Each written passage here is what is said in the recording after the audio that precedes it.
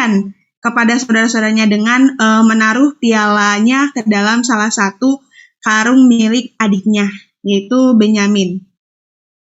Yusuf dengan sengaja dia menjebak saudara-saudaranya karena dia mau tahu apakah saudara-saudaranya ini telah berubah, karena seperti yang kita juga tahu ceritanya bahwa Yusuf oleh saudara-saudaranya dijual tanpa alasan. Mungkin Yusuf merasanya tanpa alasan, tapi kalau kita pelajari pada waktu itu, Yusuf dijual karena saudara-saudaranya mungkin merasa iri dengan Yusuf. Tapi Yusuf merasa bahwa kenapa saya dijual tanpa alasan, dan dia ingin melihat apakah saudara-saudaranya telah berubah atau justru saudara-saudaranya malah meninggalkan Benyamin untuk menjadi budak Yusuf. Nah, akhirnya Yusuf menaruh piala itu ke dalam karung Benyamin, dan ketika saudara-saudaranya mau pergi pulang kembali ke tempat asalnya, Yusuf memerintahkan penjaga-penjaganya untuk menangkap mereka dan mengatakan bahwa apabila ada yang tertangkap membawa pialanya, itulah atau orang itulah yang akan ditahan menjadi budaknya dan saudara-saudaranya lain bisa bebas. Namun itu bukanlah tujuan utama dari Yusuf untuk menjadikan saudara-saudaranya ini budaknya, tapi itu hanyalah ujian untuk mengetahui apakah saudara-saudaranya ini telah berubah atau belum. Akhirnya ketika didapati bahwa Benyamin ada piala di karungnya Benyamin itu, saudara-saudaranya Yusuf pun menunjukkan adanya perubahan, dan dari cerita ini banyak sekali pelajaran yang bisa kita ambil. Yang pertama, pelajaran bahwa Yusuf ini mau memaafkan, ya, seperti yang kita telah singgung juga minggu lalu, bagaimana Yusuf ini memiliki kerendahan hati untuk memaafkan saudara-saudaranya, walaupun dia sudah dijahati, ya, atau saudara-saudaranya melakukan kejahatan kepada dia, tapi dia membalas kejahatan tersebut dengan kebaikan. Dia tidak dendam kepada saudara-saudaranya, justru dia memaafkan, dan dia memiliki kerinduan untuk bertemu kembali dengan saudara-saudaranya dan ingin berkumpul juga bersama dengan saudara dan ayahnya. Nah, kemudian dari Yusuf juga telah disinggung juga minggu kemarin bahwa kenapa sih Yusuf ini tidak langsung aja menunjukkan jati dirinya gitu, nggak langsung aja kasih tahu ke saudara-saudaranya kalau dia ini adalah Yusuf, saudaranya yang dulu pernah dibuang oleh mereka. Salah satunya adalah kegenapan dari mimpi Yusuf itu, di mana Yusuf pernah bermimpi adanya bulan, bintang, dan bulan, matahari, dan ke-11 bintang yang sujud menyembah kepada Yusuf. Nah, kemudian Yusuf juga tadi memberikan kesempatan kepada saudara-saudaranya untuk berubah. Itu pelajaran yang bisa kita pelajari dari karakter Yusuf yang penuh kasih, ya. Bisa dilihat bahwa karakter Yusuf ini penuh kasih. Dia walaupun sudah sering dijahati, bahkan dibuang gitu ya oleh saudara-saudaranya, tapi dia tidak menyimpan dendam. Dia memaafkan saudara-saudaranya, dan justru dia memberikan makanan itu, ya, kepada saudara-saudaranya yang kelaparan, yang mengalami musibah kelaparan pada saat itu.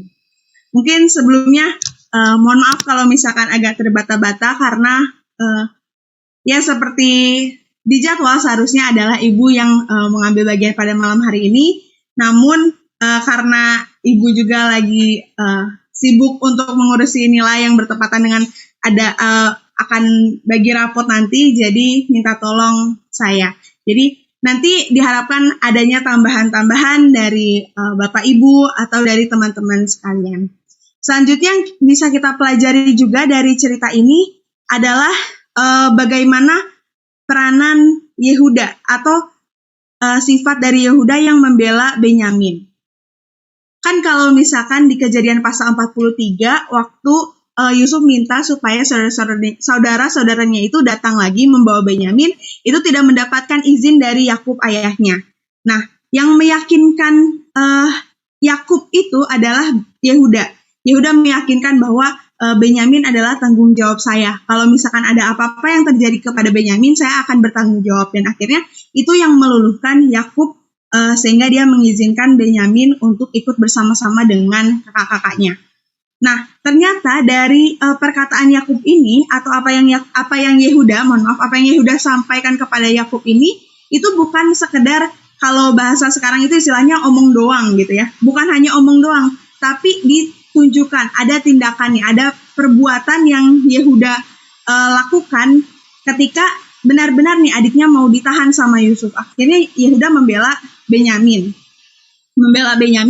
Dia bilang sama Yusuf bahwa pada awalnya nih ayah saya itu nggak kasih izin Benyamin ikut sama kita, tapi saya meyakinkan seperti ini, dan akhirnya ayahnya mengizinkan. Jadi kalau ada sesuatu yang terjadi kepada Benyamin, itu adalah tanggung jawab saya, kata Yehuda. Bahkan Yehuda rela untuk menggantikan Benyamin sebagai budak di sana daripada harus melihat ayahnya sedih gitu, kehilangan anaknya yang dikasihinya. Dia juga menceritakan bagaimana waktu ayahnya kehilangan Yusuf, ayahnya atau Yakub ini merasa sangat sedih, sangat mungkin sakit hatinya ya sebagai orang tua kalau kehilangan anak yang dikasihinya, dan Yehuda tidak mau melihat kesedihan itu lagi ketika ayahnya harus kehilangan Benyamin juga. Akhirnya Yehuda bilang kepada Yusuf, biarkanlah saya saja yang menjadi budak untuk menggantikan adik saya ini. Nah, Yehuda ini memberikan pelajaran kepada kita tentang bagaimana bertanggung jawab atas perkataan-perkataan yang kita keluarkan gitu ya. Karena kalau misalkan dalam pemilihan ketua atau pemilihan apapun itu ada istilahnya jargon, kita butuh bukti bukan janji. Terkadang yang sering kita lakukan itu adalah menebarkan janji-janji tapi tidak ada tindakannya atau tidak ada perbuatan nyatanya. Bahkan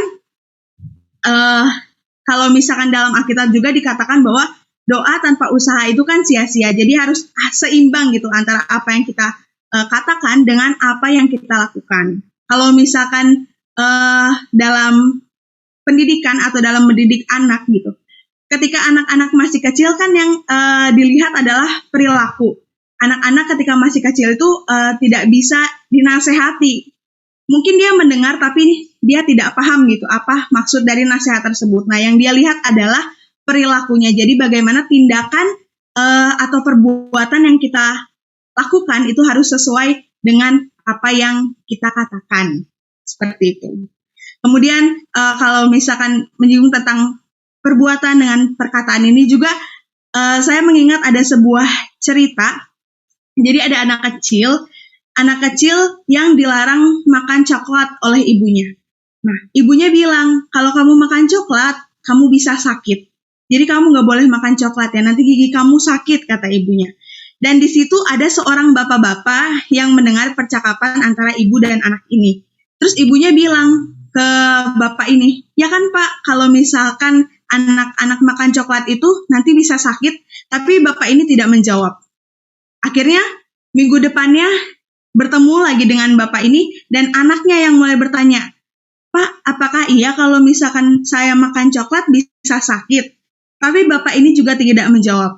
Dan setelah beberapa minggu bertemu lagi dengan bapak ini, anak ini menanyakan hal yang sama, akhirnya bapak ini mau menjawab bahwa iya, makan coklat adalah bisa membuat adik sakit kalau misalkan makan coklat secara terus-menerus dan tidak dibatasi, katanya seperti itu.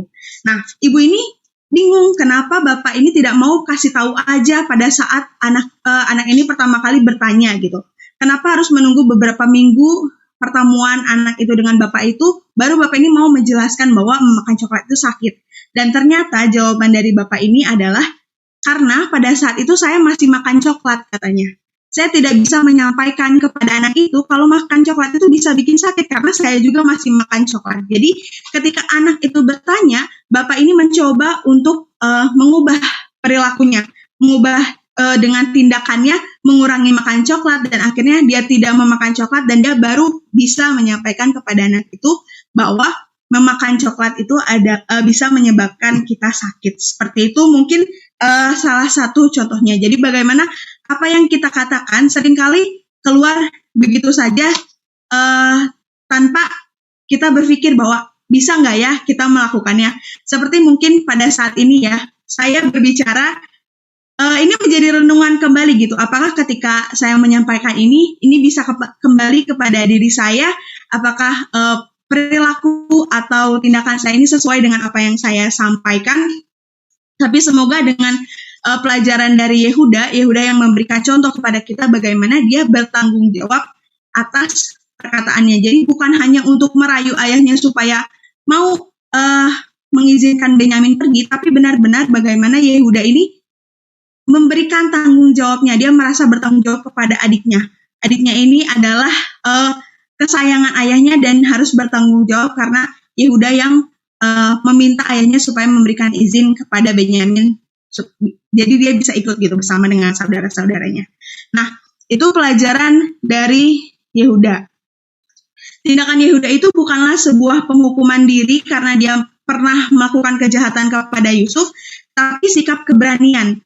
Yehuda berani mengambil pilihan meskipun Yehuda tahu bahwa resikonya dia harus menjadi budak.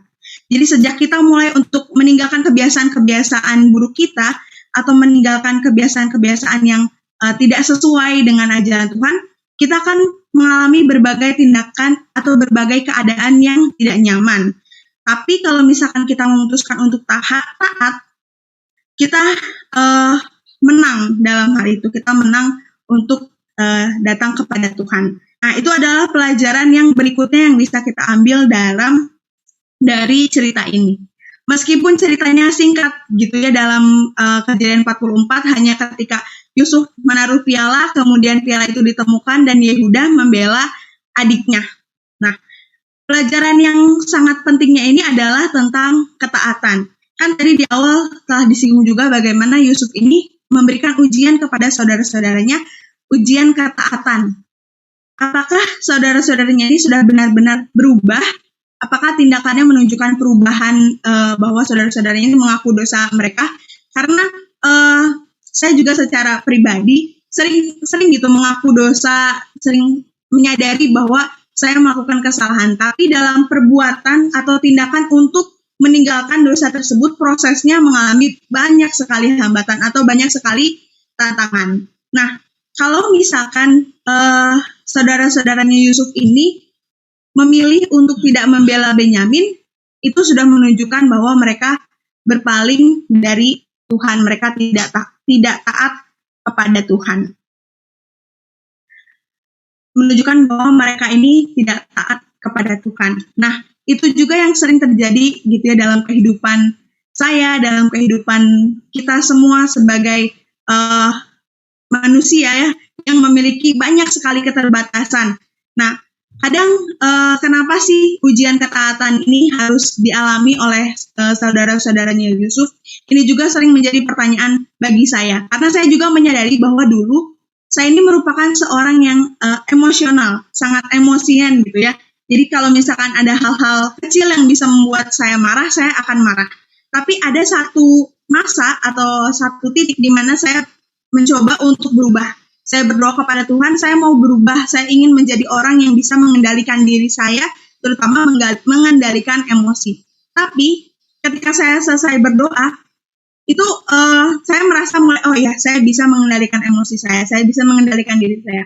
Tapi ada aja kejadian-kejadian, ada aja momen-momen yang membuat saya emosi, membuat saya marah.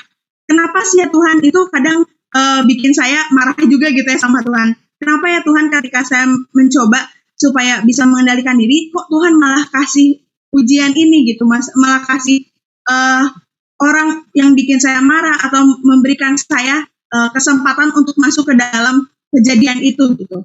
Dan ternyata itu adalah sebuah ujian ketaatan dari Tuhan. Benar nggak nih kamu mau berubah?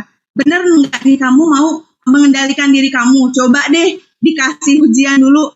Kalau misalkan kamu udah bisa menghadapi itu, berarti ada tindakan yang kita lakukan kan. Berarti Tuhan melihat perbuatan kita, oh berarti benar kamu mau berubah. Tapi kalau misalkan ketika diberikan ujian, kita memilih untuk kembali kepada masa kelam kita gitu, kembali kepada sifat kita yang buruk itu, berarti kita memilih untuk tidak taat kepada Tuhan. Jadi bagaimana pelajaran kita pada Kejadian 44 ini membimbing kita atau memberikan pelajaran kepada kita untuk memilih ketaatan tanpa alasan. Jadi kalau misalnya kita sudah memilih untuk taat kepada Tuhan, jangan disertai alasan kayak saya mau taat karena saya seperti ini, atau saya mau taat untuk menjadi orang yang seperti ini. Tapi taat kepada Tuhan tanpa alasan, maksudnya adalah dengan niat untuk berubah, dan perubahan itu ditunjukkan dengan tindakan atau perbuatan